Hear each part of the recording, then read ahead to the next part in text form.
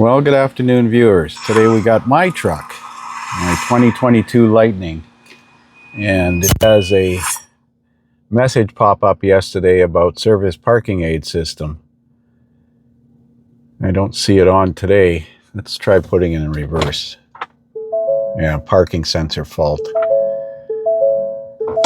So let's throw the scanner on it and do a network scan and see what codes it has to offer.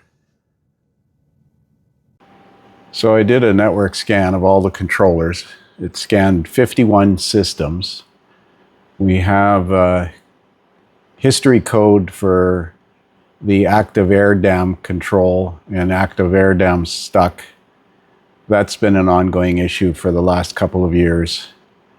It's not current. We have a second row seat belt sensor circuit open. Every once in a while I get a seat belt reminder in the back seat. That's not current.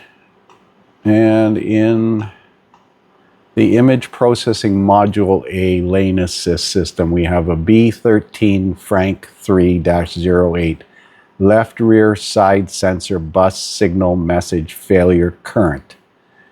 Now, if we go into that actual system and look at data, we should be able to see the various sensors. There's 4 on the front and 4 on the back. These are the little round sensors in the bumper, I believe. So here is the data list I selected, and I'm not sure what the time sensor settling time is, but obviously all of them are the same except for the left rear corner settling time. So I'm going to look up a troubleshooting chart for B13 Frank 3-08 and see, but this is a red flag that this one here, left rear corner sensor settling time is 0, whereas all the other ones are ranging from 944 to 992. Not sure what that means, but they should all be the same in my opinion. So I loaded the vehicle information in Identifix, and Identifix doesn't have any information for an F150 Lightning. So I'm assuming that an F150 ICE vehicle, a King Ranch, would be the same. So I loaded that, and there's no cases on it, but I'll look at parking aid sensors and see what it suggests.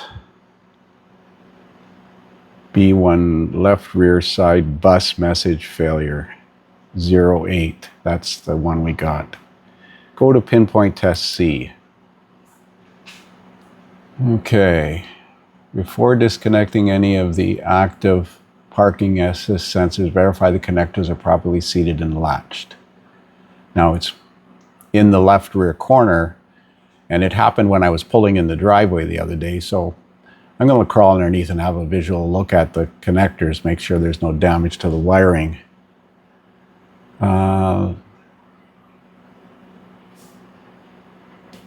Possible causes: wiring, terminals, or connections, left rear active parking assist sensor, in IPMA, I guess that's the computer. Using a diagnostic scan tool, perform the self-test. If the diagnostic front parking sensor is recorded, go to C2. If diagnostic codes for multiple front parking, no, I don't have. So go to C3.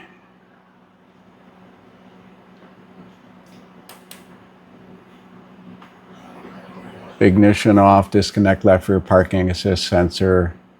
Make ignition on, measure pin 1 voltage to ground, and should be greater than 9 volts. Well, I'm going to crawl underneath and have a look at it. So I didn't want to lift it up on the hoist because this is a pretty heavy truck. So I crawl underneath here, and then the back corner of the bumper is the left rear outer, and then there's that one. Now, because they're probably the same part, I'm going to clean those connectors and try swapping them, or I'll just unplug them and check for moisture in this one here. This one here. I think it was left rear outer. I would take that to be the left rear outer. There's a scuff mark on the bumper here. I didn't do that.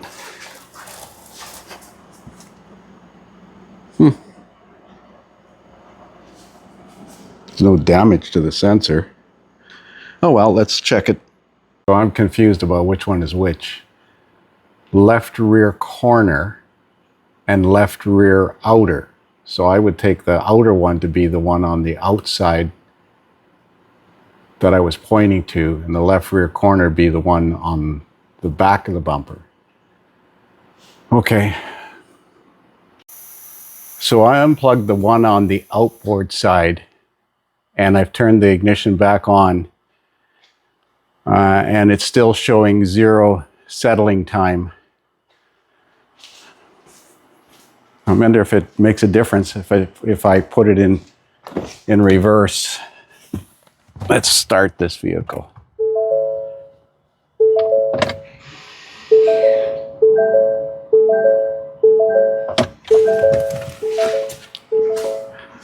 Let's see if that made a difference.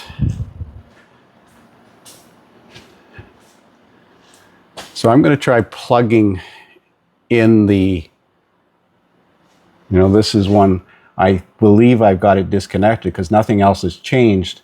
So I'm going to unplug the other one on the left outer, define outer, define corner. So this one is the outside one, and this is the back one that's facing the rear on the left rear. And I've unplugged it, and now you see it's at 0. So I'm going to plug the connector for this one into this sensor, and we'll see what happens. Because it's long enough, it'll reach.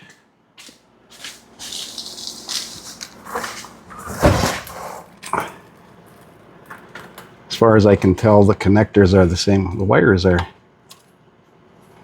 little bit pelted by rocks here. I'm going to put some loom over that wire.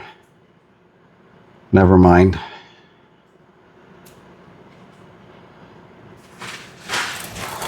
I looked at the wire and I said, it looks like it's pelted by rocks. I'm going to show you what I found. I've got mud flaps.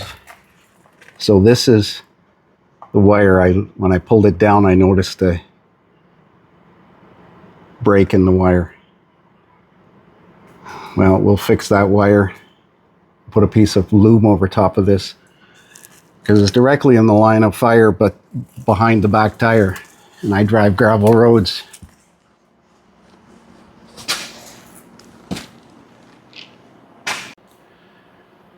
So I spliced the wire with a one of these splices here, and a piece of heat shrink. I taped up the harness and I put some plastic loom over the harness, and now you can see it's 944. I reconnected them properly. So let's check the codes. Codes menu, memory codes. Should be history now. Message pending, pending. Left rear outer, left rear side. So let's clear the codes.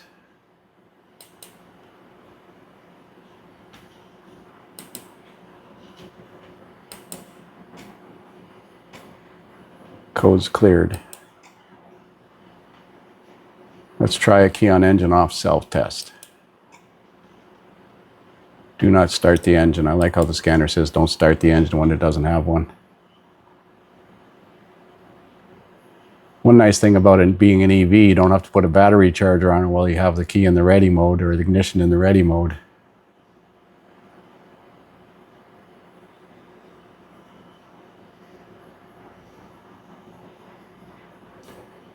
No codes present. So I'm going to put a piece of loom over the passenger side one too, just to be proactive. But that's it for now. I suppose it could have been repaired under warranty, but I'd have to give up the truck for a afternoon for that.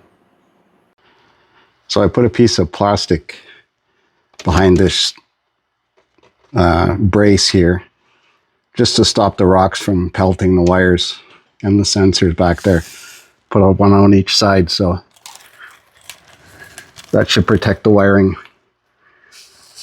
This high voltage wire here is a concern too, but it's pretty protected by the mud flap, because I do have mud flaps on the truck.